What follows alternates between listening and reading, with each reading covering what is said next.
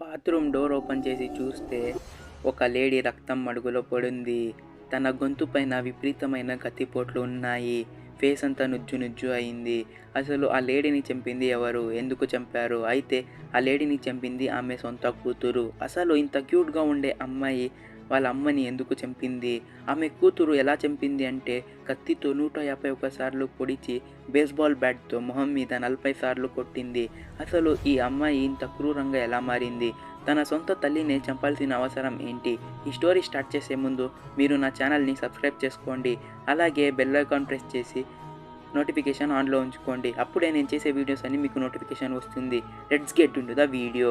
ఈ స్టోరీ జరిగి ఇప్పటికి 11 ఏళ్ళు అవుతుంది. ఈ అమ్మాయి పేరు ఇసబెల్లా గుజియాన్. ఏజ్ 25. ఈమె ఉంటున్నది అరోరా కొలరాడోలో. కోర్టులో ఉన్న ప్రూఫ్స్ ప్రకారం ఆమె వాళ్ళ కన్న తల్లినే క్రూరంగా చంపింది అని ఉంది. పోస్ట్‌మార్టంలో డెడ్ బాడీ గొంతు మీద 151 సార్లు, ఫేస్ మీద 40 సార్లు బేస్‌బాల్ బ్యాట్‌తో కొట్టినట్టు ఉంది. ఇదంతా జరిగింది 2013లో. ఇసబెల్లా తల్లి వేరే వాళ్ళతో కాపురంలో ఉండేది. అంటే ఇసబెల్లా తండ్రి ఆమెకి డివోర్స్ ఇచ్చేసి వెళ్ళిపోయాడు.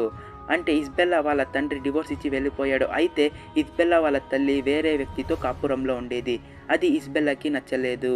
అయితే ఇసబెల్లా వాళ్ళ అమ్మ నాన్న విడిపోవడానికి మెయిన్ రీజన్ ఇసబెల్లా వాళ్ళ అమ్మనే అని ఇసబెల్లా గట్టిగా నమ్ముతుంది. అయితే డివోర్స్ తీసుకోవడం వల్ల నాన్న ప్లేస్‌లో ఇంకొక వ్యక్తిని చూడలేకపోతుంది. దీని కారణంగా ఇసబెల్లాకి అలాగే వాళ్ళ అమ్మకి ఎప్పుడూ గొడవలు జరుగుతుండేది.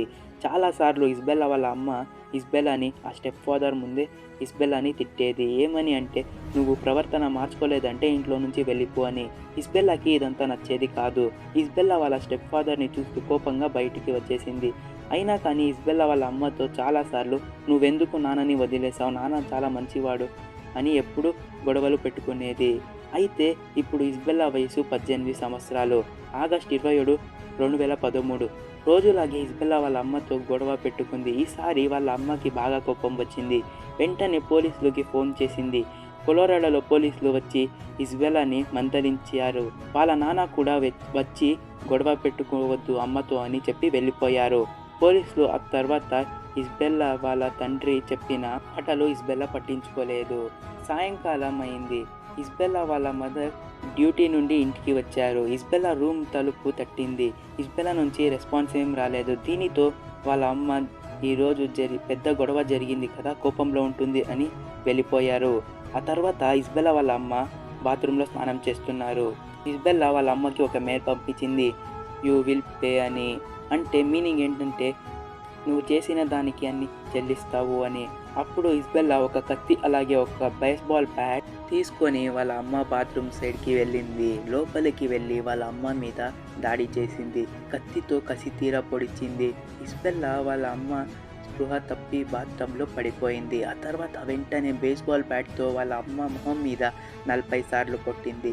అప్పుడే పైనుంచి ఏవేవో అరుపులు వినిపించడంతో వాళ్ళ స్టెప్ డాడీ పైకి వెళ్ళాడు. బాత్రూమ్ డోర్ లాక్ చేసి ఉంది. చాలాసేపు తర్వాత ఇసబెల్లా ఒక కత్తి, ఒక బేస్‌బాల్ బ్యాట్‌తో బాత్రూమ్ నుంచి బయటికి వచ్చింది.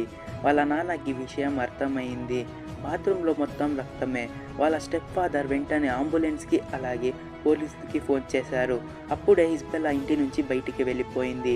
బయటికి వచ్చిన తర్వాత ఒక షాపింగ్ స్టోర్‌కి వెళ్ళి తన మీద ఎవరో రేప్ అటెంప్ట్ చేశారు అని వాళ్ళని తప్పనిసరి పరిస్థితుల్లో కొడితే తన డ్రెస్ మీద రక్తం పడింది అని డ్రెస్ చేంజ్ చేసుకోవడానికి పర్మిషన్ అడిగింది. ఆ షాపింగ్ స్టోర్‌లో డ్రెస్ మార్చుకొని బయటికి వెళ్ళిపోయింది. పోలీసులు కూడా ఆమెని వెతికారు కానీ ఎక్కడా దొరకలేదు. కానీ ఒకరోజు పబ్లిక్ గార్డెన్‌లో ఇసబెల్లాలా ఒక వ్యక్తి కనిపించింది పోలీసులకి. పోలీసులు వచ్చి ఆమెని ఎంక్వైరీ చేస్తుంటే ఏం చెప్పింది అంటే, "నేను మీరు అనుకుంటున్న అమ్మాయిని కాదు. నా పేరు ఇసబెల్లా కాదు" అని చెప్పింది. ఇసబెల్లా కాదు అని చెప్పి ఇసబెల్లాని అని ప్రూవ్ చేసుకుంది. ఫైనల్లీ ఇసబెల్లా ఆమెని ప్రూవ్ చేసుకొని తర్వాత ఆమెని కోర్టులో సబ్మిట్ చేసినప్పుడు తీసిన వీడియో ఇది. కోర్టులో ఇసబెల్లా మానసిక పరిస్థితి ఏం బాలేదు అని చెప్పి ఆమెని వెంటనే ట్రీట్మెంట్ కోసం పంపించారు. స్టిల్ ఆమె ఇంకా ట్రీట్మెంట్లోనే ఉంది. ఈ వీడియో మీకు నచ్చినట్లయితే నా ఛానల్ని సబ్స్క్రైబ్ చేసుకోండి. అలాగే ఈ వీడియోని లైక్ చేయండి. అప్పుడే నాకు ఇంకా మంచి వీడియోస్ చేయడానికి ఒక మోటివేషన్లా ఉంటుంది. Thank you.